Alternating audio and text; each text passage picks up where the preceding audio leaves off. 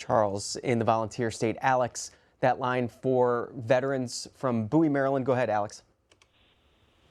Howdy, I'm from Bowie, Maryland, and I retired from the Air Force, and I actually gave a false first name because of creeping paranoia. I'm not psychotic or anything. It's just these days you don't know who's going to track you down the way that these Trumpian things are happening. So I do believe we have a creeping dictatorship. I've seen evidence of it. I was in D.C. yesterday and saw the occupation forces. But I'll tell you about this change of the name.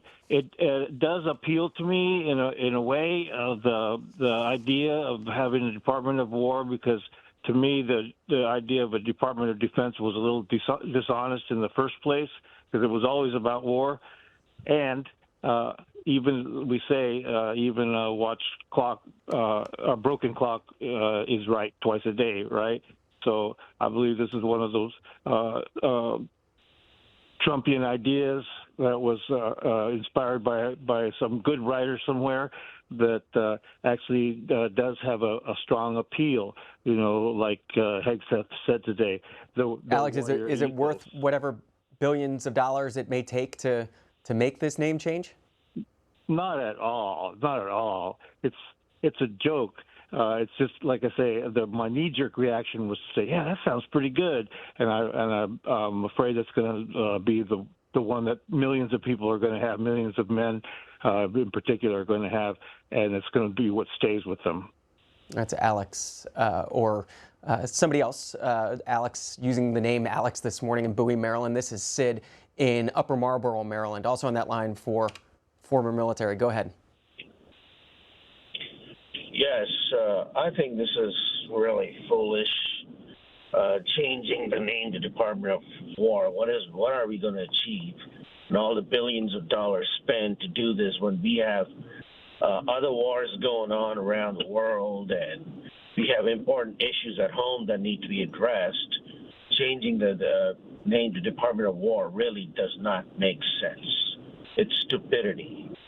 Just like he ruined the relationship with India in just 1 week and created another world order. So this is just foolish. That's my take on it. That's Sid in Maryland this morning. Garrett Graff is a historian. His latest book is about making the atomic bomb. He's also done a book on D-Day, a book on 9/11, and several other books. He was at the National Book Festival over the weekend. He also writes a Substack and took up the history of the name change to the Department of War and the background here. This is just some from his Substack post, and you can find it, the name of his Substack, Doomsday Scenario. He writes, the War Department was one of the first parts of the U.S. government dating back to 1798. But what it really oversaw was just the Army. There was a separate Department of the Navy, which was also established in 1798, which was the only military branch specifically authorized in the Constitution by Article 1, Section 8, and which also oversaw the Marine Corps. The founders, he writes, for obvious reasons, were deeply wary of standing armies, and so the goal and plan for most of the country's history was that while we always would have a Department of the Navy chugging along, the War Department shrunk down massively in peacetime and only really bulked up during an actual war. At the end of the 1800s, for instance, the Army was just 39,000 people, about 1/12 the size of the French Army, and even on the eve of World War II, the U.S. Army ranked only 19th in the world, smaller than the standing army of Portugal. He goes on to say it was after World War II that the U.S. began to think differently about its world obligations and what it meant for the military. After the war, policymakers began to talk about a new concept called national security. He writes, as the Cold War started, Congress passed the National Security Act of 1947, which created a unified structure known as the National Military Establishment, which brought together the War Department and the Navy Department, created a new Department of the Air Force, as well as created the Joint Chiefs of Staff and the National Security Council and the CIA and other hallmarks of our post-war national security apparatus. Interestingly, he writes, for the first time, all the nation's armed services were under the same roof and authority, but 2 years later, the so-called NME was renamed officially to the Department of Defense, in part allegedly because the acronym for the national military establishment sounded too much like the word enemy. The Department of Defense, he writes, was something new at that time. Some of the history there, Garrett Graff, historian, you can see him on C-SPAN, plenty of appearances in the C-SPAN archive. Back to your phone calls. That line for current and former military. This is Sean in Milton, Florida. What are your thoughts?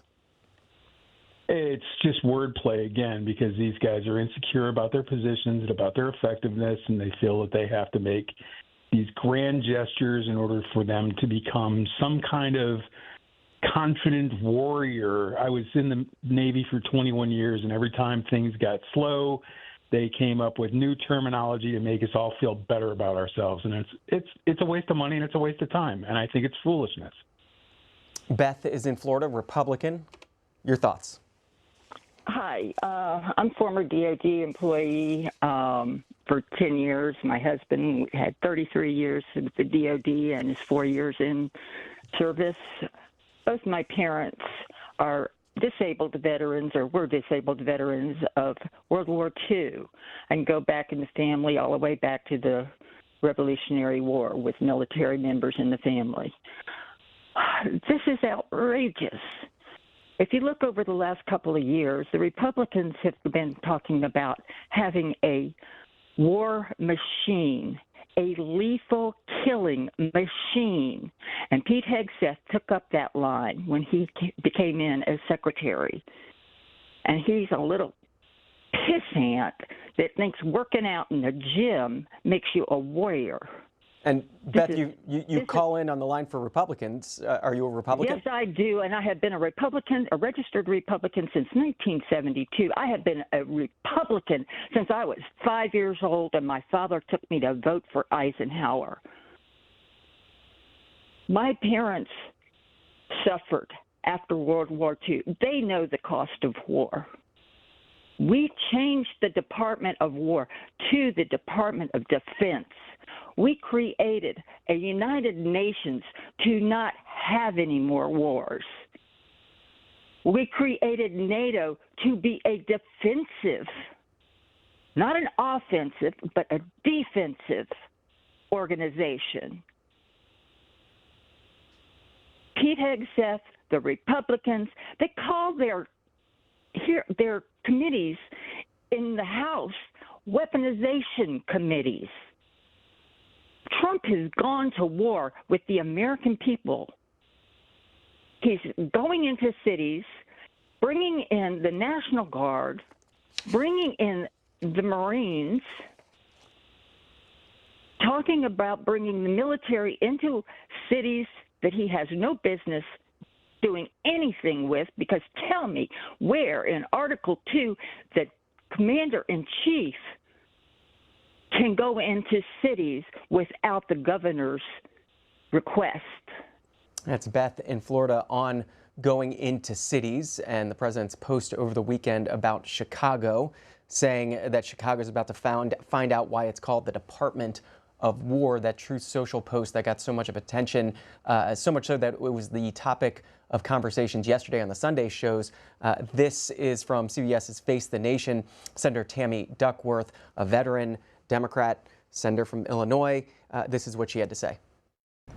I think he's renaming the Department of Defense the Department of War. And did he not just say that Chicago will find out what it means to be at war? I take what the President of the United States says very seriously, because that is the respect you have to give to the office. And if that's what he's declaring, then let me make it clear. It would be an illegal order to declare war on a major city, any city within the United States, by the President of the United States.